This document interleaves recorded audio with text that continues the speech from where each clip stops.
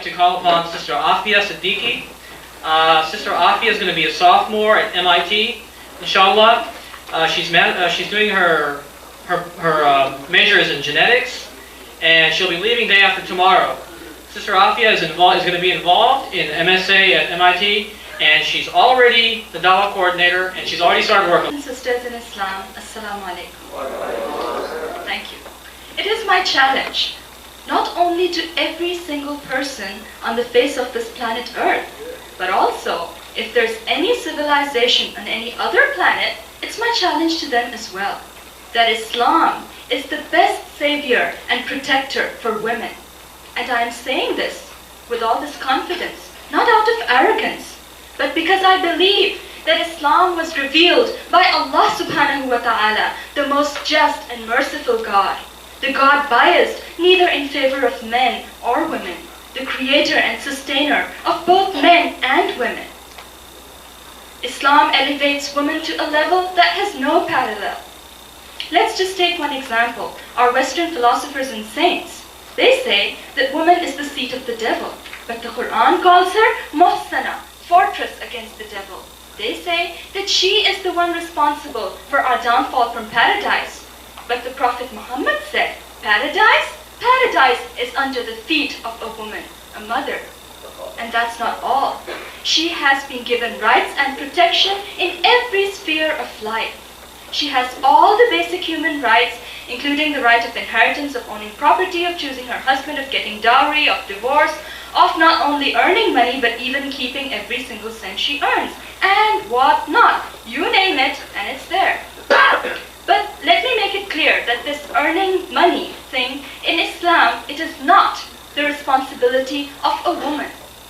Her responsibility, her duty, is with Allah and with her family. And if she takes care of that, alhamdulillah, she's in good shape according to the Prophet Muhammad. That's enough for her salvation. But this does not mean that her duty is to slave away at home like a bondsmaid. This was at least not the practice or the teaching of our Prophet Muhammad or his companions. Once, a man came to the Caliph Umar bin Khattab. He wanted to complain about his wife. He was standing outside the Caliph's house, and from inside, he could hear Caliph Umar's wife giving him a hard time. But Umar's voice was nowhere to be heard. He thought, well, looks like the poor Caliph is in the same torment I am. He started going back. Umar saw him and called him back, heard his story, and you know what he replied? He said, do you not see that my wife cooks my food, washes my clothes, suckles my children, thus relieving me of the necessity of employing a cook, a washerman, and a nurse, even though she is not in the slightest degree responsible for this. And more than that, I have peace of mind on account of her, and I am protected from adultery. In view of all this, I put up with her excesses, and I would advise you to do the same. And the Prophet Muhammad said, the more civil and kind a person is to his wife, the more perfect in his faith he is. The Quran says, وَعَاشِرُوهُنَّ بِالْمَعْرُوفِ فَإِنْ كَرِهْتُمُوهُنَّ فَعَسَىٰ أَنْ تَكْرَهُوا شَيْئًا وَيَجْعَلَ اللَّهُ فِيهِ خَيْرًا كَثِيرًا. Live with your wives, treat them with kindness and equity. If you take a dislike to them, it may be that you dislike something, but Allah has kept a great deal of good in it. The Quran further says, وَلَا تُمْسِكُوهُنَّ ضِرَارًا لِتَعْتَدُوا وَمَنْ يَفْعَلْ ذَلِكَ فَقَدْ ظَلَمَ نَفْسَهُ وَلَا تَتَّخِذُوا آيَاتِ اللَّهِ هُزُوًا. Do not keep your wives by force, so that you may injure them or hurt them. And whoever does this wrongs his own soul. Do not treat the words of Allah as a joke. My dear brothers, Allah means business here. And my sisters, this does not mean that we take advantage of all these examples and start taking advantage of men. No. What I am saying is simply that a woman is not an unpaid slave. According to the Prophet Muhammad, she is the queen of her house. And not only that, she is also given permission to go out. And not only that, she is given respect, protection, and dignity. Things which no other society, especially what the West has not given her. The hijab is not a restriction. It allows a woman to be judged by her content, not by her package. packaging, by what's written on the pages, not the pretty artwork on the cover. We are judged by who we are, by what we have to say, not by how we happen to look while we are saying it. Islam does not see the woman as a prize cow to be paraded before the world. No. The Prophet Muhammad ﷺ summed it up beautifully. He said, the best object of benefit of the entire world is the pious woman. This is so profound. Not the rich woman, not the beautiful or successful woman. Because these qualities will not benefit her in the long run. Minds can be lost, wealth can be spent, and beauty shall change. These ephemeral qualities are for the pleasure of this world, whereas piety is for the pleasure of Allah. His advice to men seeking a wife was, get one who is religious. Not the one in the 50% tax bracket, the one with the Jaguar, the one with her own corporation, the one with the great looks, or the one who brings more dowry. No. In Islam, a woman is seen first and foremost as a servant of Allah subhanahu wa ta'ala, not as the slave of a human being. And in the eyes of Allah, she is no less than a man. It is true, لَيْسَ الذَّكَرُ كَالْأُنْثَى. The man is different from the woman, psychologically, biologically, physiologically different. The man is physically more stronger. We can see that. Doesn't need any explanation. So Allah has given him the charge, the responsibility for providing for the family, for earning for the family. He's been given the daraja, the position of leadership in the family. But this does not make a woman inferior. No. Where rights are concerned, وَلَهُنَّ مِثْلُ الَّذِي عَلَيْهِنَّ بِالْمَعْرُوفِ وَلِلرِّجَالِ عَلَيْهِنَّ دَرَجَةٌ. Her rights are equal, mithl, to those of man, even though man has been given the daraja, the degree over her. The degree, the responsibility and accountability for providing and sustaining the family. What has this got to do with inferiority or superiority? Nothing. Allah has made it very clear. إِنِّي لَا أُضِيعُ عَمَلَ عَامِلٍ مِّنْكُمْ مِنْ ذَكَرٍ أَوْ أُنْثَى بَعْضُكُمْ مِنْ بَعْضٍ. I shall not waste the efforts of any of you, man or woman. You are members one of another. And إِنَّ أَكْرَمَكُمْ عِنْدَ اللَّهِ أَتْقَاكُمْ. The person who is more revered, who is more superior, or who is more respected in the eyes of Allah, is the one who is more pious, who has more taqwa, regardless of whether it's a man or a woman. History is filled with women who exemplified this fact, who taught men as well as women, who gave religious verdicts, who fought and died, all for the sake of Allah, not to prove to the world that they were capable. My dear Muslim sisters, we, unlike the non-Muslim women, we do not have to prove anything to this world. All we have to prove is to Allah subhanahu wa ta'ala that we are capable. Yes, we are capable of becoming true and ideal Muslim women. Women like the Sahabiyat, not 5 feet 10 inches or something like that. No. Women like the Sahabiyat, out of hundreds of examples. And I could go on forever, but I'm sure you all must be hungry. I'll just quote one example. Asma bint Yazid. She embraced Islam when she was a teenager, at the time of Hijrah. And she was only in her 20s. The Battle of Yarmouk. She killed 9 soldiers. With what? With the pole of a tent. Let alone women. I don't know how many men can even do that. Today or whenever. I don't know. And not only that, she was also a great scholar. She opened a school. And from her school, many of our respected ulama of the Taba'un period, they graduated from her school. Aisha, Khadija, Fatima, Zainab, Asma, Ammara, Salma, Kulsum, Hakim, there are so many names. Who were all these? These were the scholars, the teachers, the doctors, the nurses, the social workers, the warriors, and the mothers, daughters, sisters, and wives of the times of the Prophet Muhammad. These were the people about whom Allah has said, رَضِيَ اللَّهُ عَنْهُمْ وَرَضُوا عَنْهُ أُولَٰئِكَ حِزْبُ اللَّهِ أَلَا إِنَّ حِزْبَ اللَّهِ هُمُ الْمُفْلِحُونَ.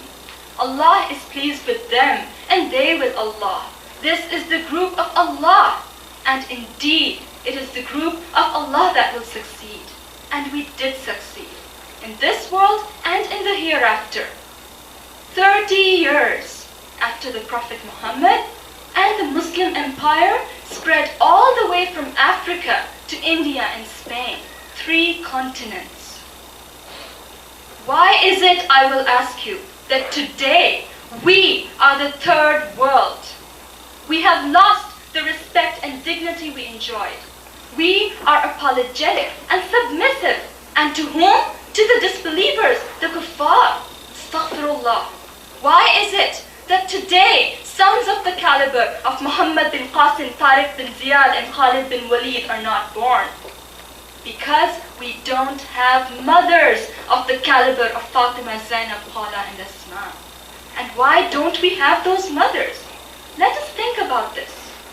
Brothers and sisters, there are 357 in Surah Nisa, right where the commandments for women are laid.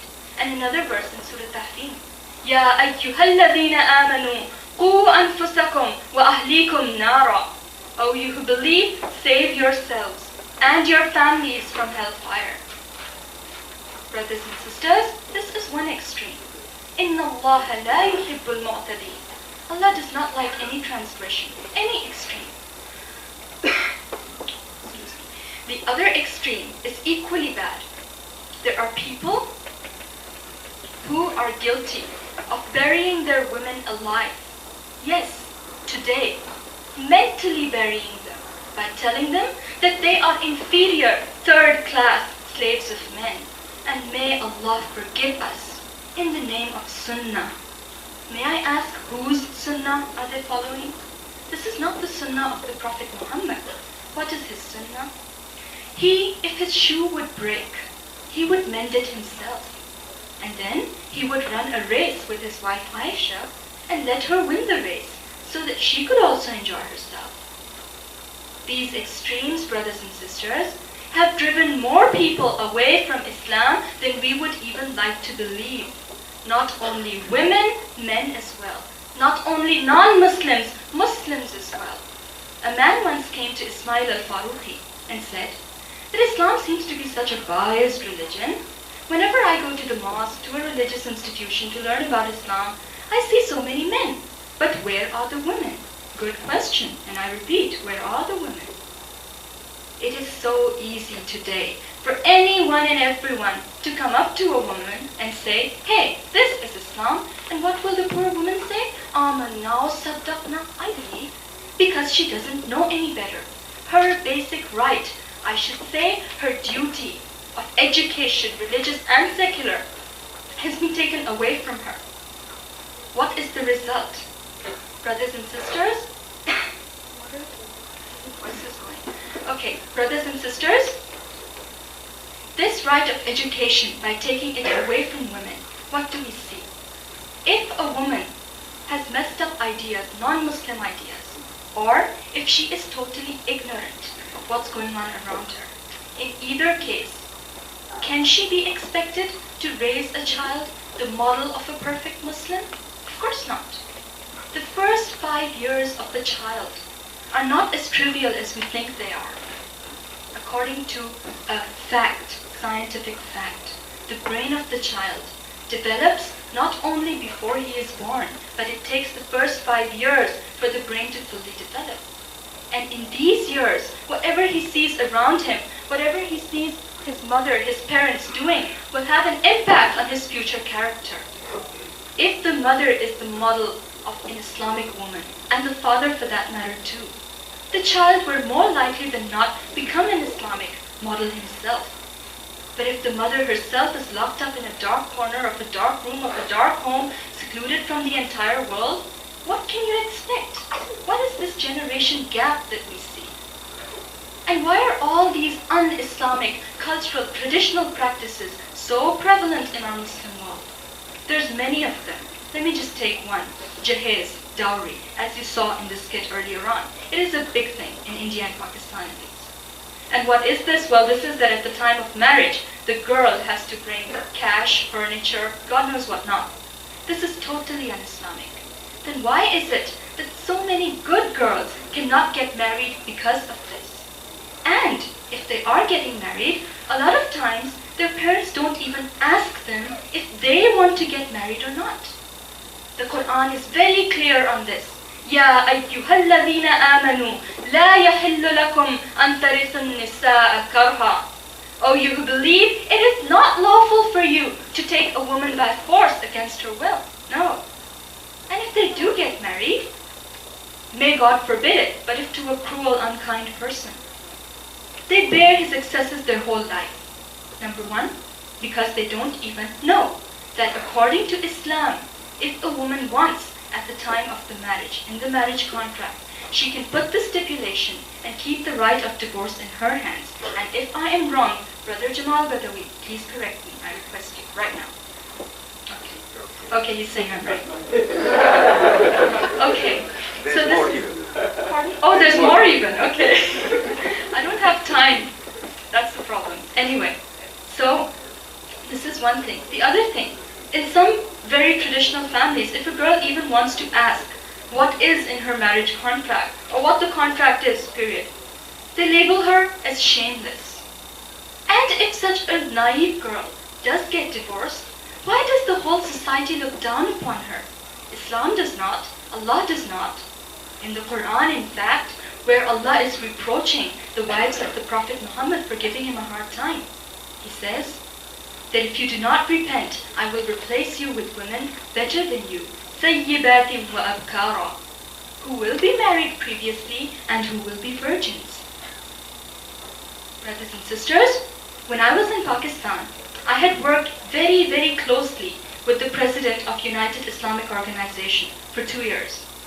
And in fact, she'll be coming to America later on this year. Ask her and she'll tell you, day in and day out, how many cases of women there are suffering, having serious problems because of these and many other un-Islamic practices. And when I say un-Islamic practices, I am including all these Western forms of dating and whatnot. I'm including all of these. Brothers and sisters, this has got to stop now. This has got to change. We as Muslims, what is our goal? Our goal is to serve Allah. Why are all these un-Islamic practices so prevalent? We have to change them now. أَلَمْ يَأْنِ لِلَّذِينَ آمَنُوا أَن تَخْشَأَ قُلُوبُهُمْ لِذِكْرِ اللَّهِ وَمَا نَزَلَ مِنَ الْحَقِّ. Has not the time come for Muslims that their heart turn towards Allah, remembrance of Allah, and what Allah has revealed, which is the truth?